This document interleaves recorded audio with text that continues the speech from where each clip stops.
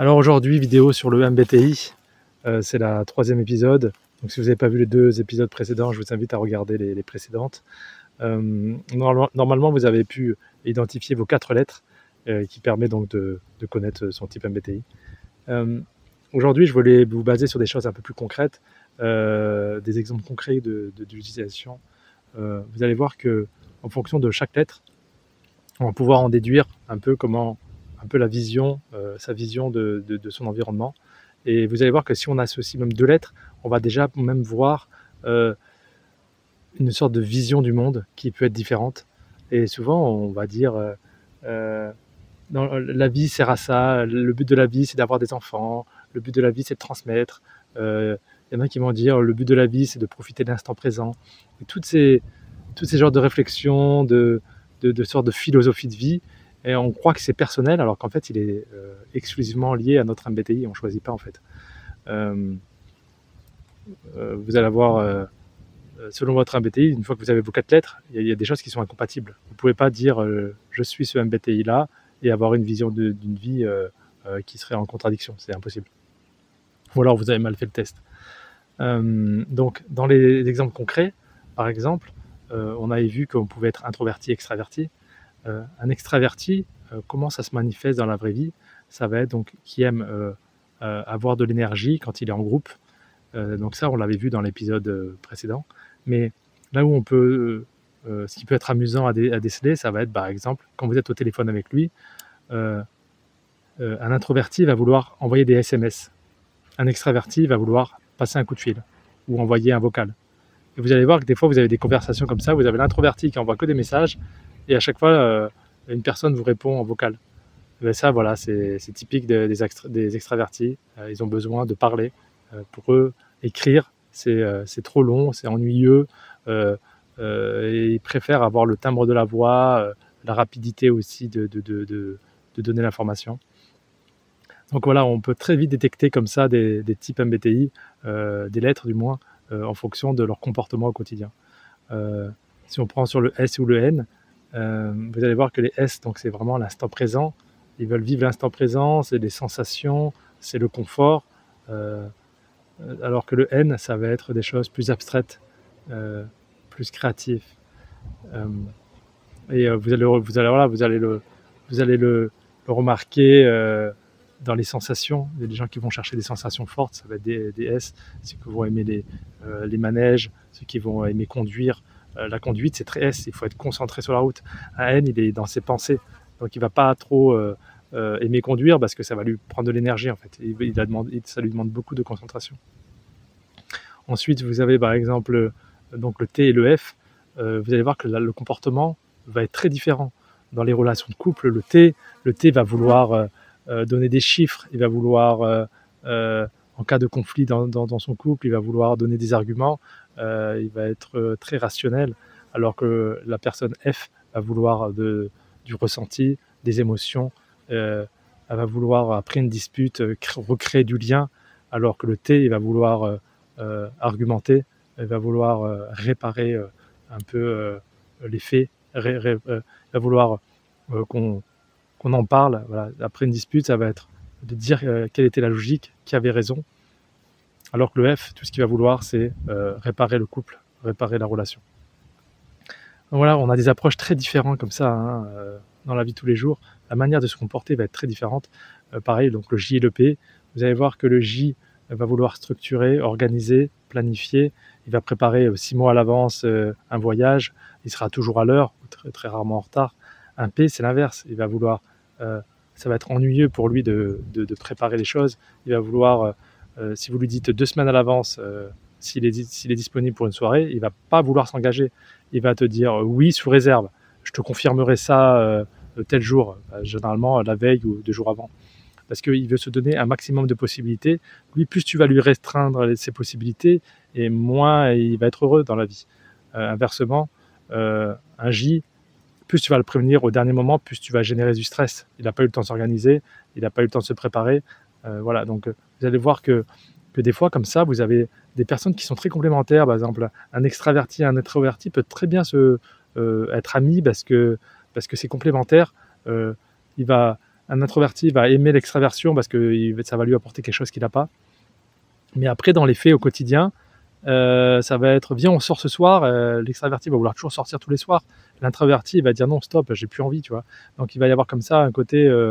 Voilà, il faut connaître ses amis, connaître s'ils sont introvertis, pas trop leur proposer de sortie, pas trop d'interaction sociale. Il va falloir être beaucoup plus empathique.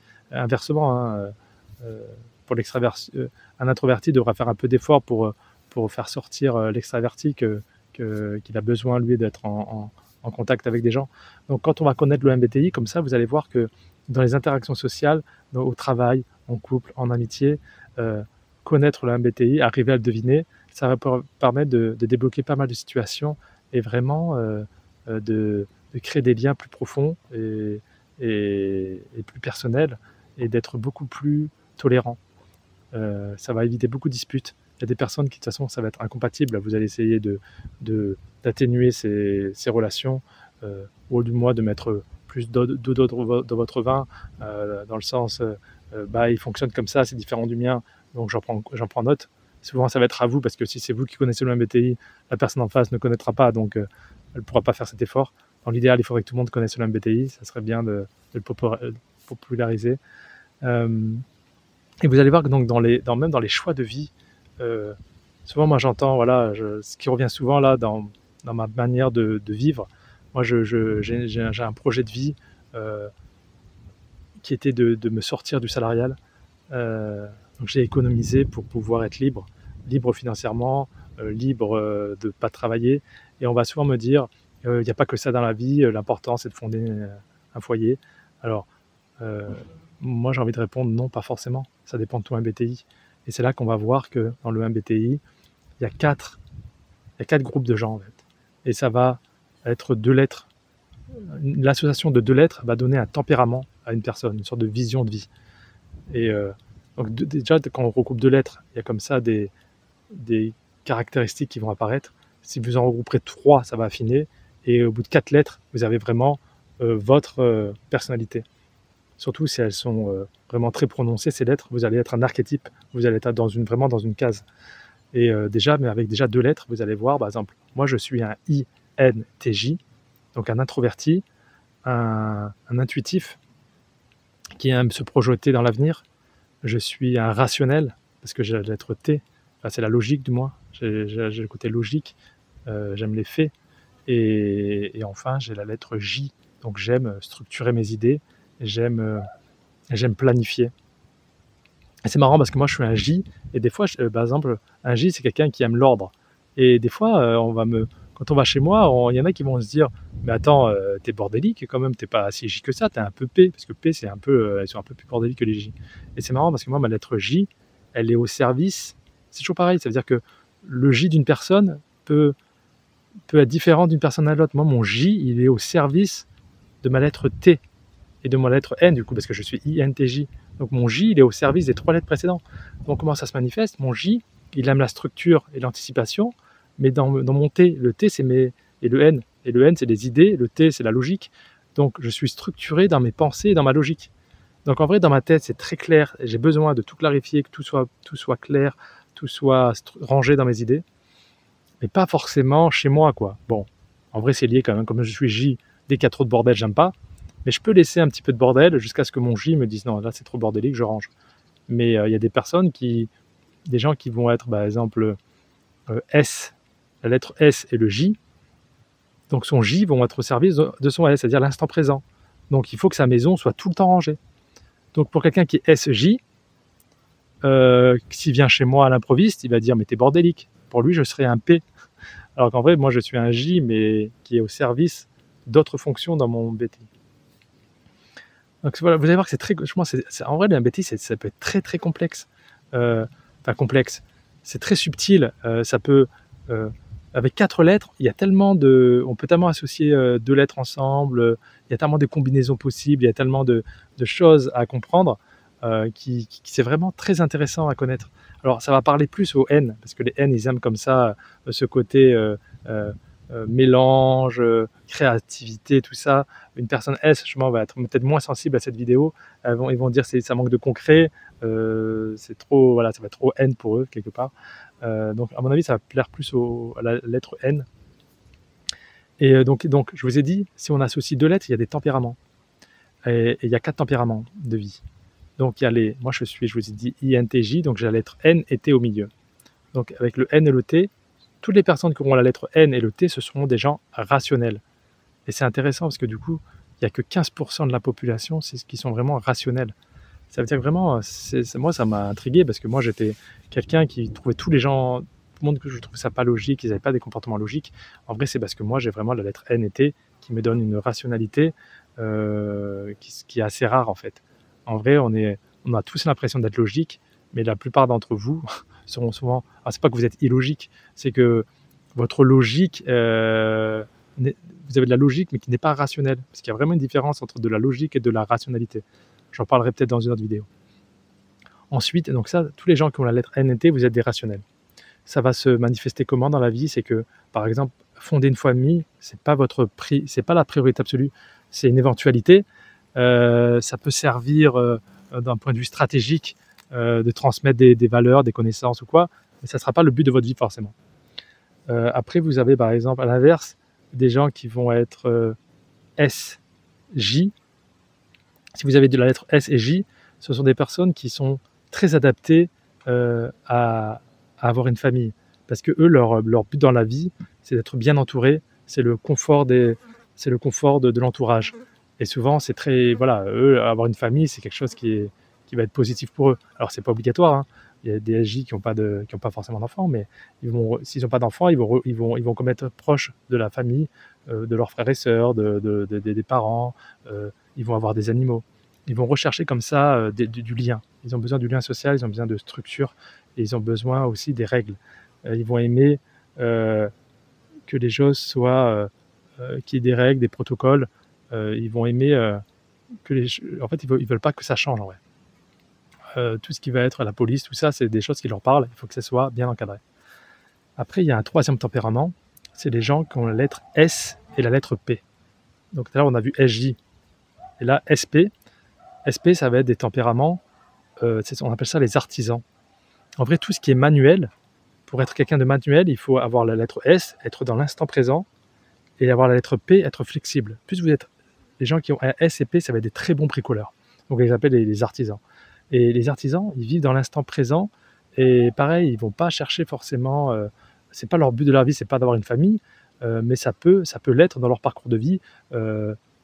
Parce que dans une situation donnée comme ça, ils en ressentent le besoin, une envie comme ça, mais ça va être quelque chose de beaucoup plus spontané, pas quelque chose de programmé.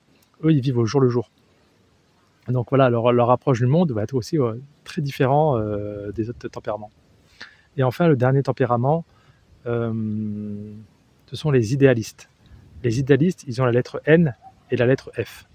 Donc si vous avez la lettre N et F, vous êtes des idéalistes, ça veut dire que vous avez une vision de la vie, vraiment, vous avez envie de sens, donner du sens à votre vie, vous avez envie de créer des connexions profondes avec les gens, vous allez chercher l'harmonie, quelque chose de beau, quelque chose de plus profond, donner un sens, en plus un côté idéaliste. Ça veut dire que si le monde est trop triste, trop noir, vous allez être un peu dans le déni en fait. Vous avez des gens toujours optimistes, des gens qui veulent voir le verre à moitié rempli. Parce que vous avez besoin d'un monde idéaliste.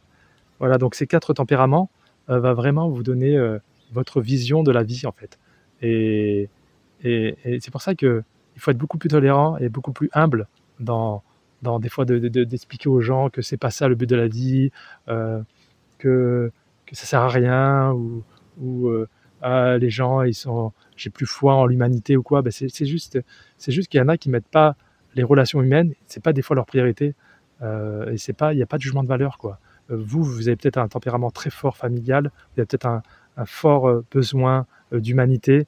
Il y en a qui ont besoin de solitude et qui ont besoin de plus de donner du sens à la vie de manière intellectuelle. Voilà, on a chacun nos propres recherches, on a chacun notre propre vision de la vie, il n'y en a pas une meilleure que d'autres. C'est très lié à votre MBTI, c'est lié à votre MBTI de toute façon.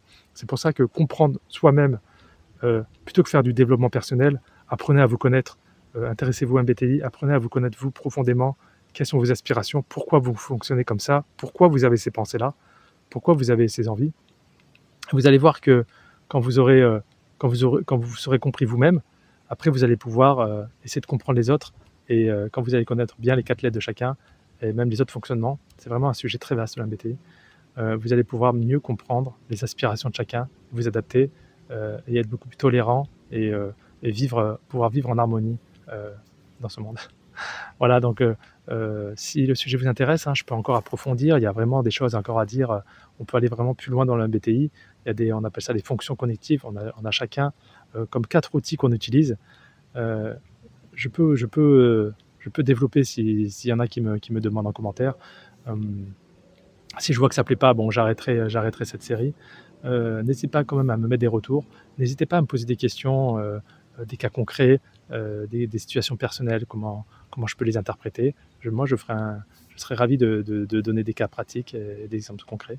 Donc, n'hésitez pas à me soutenir, de mettre un like, mettez-moi des commentaires et je vous dis à très bientôt.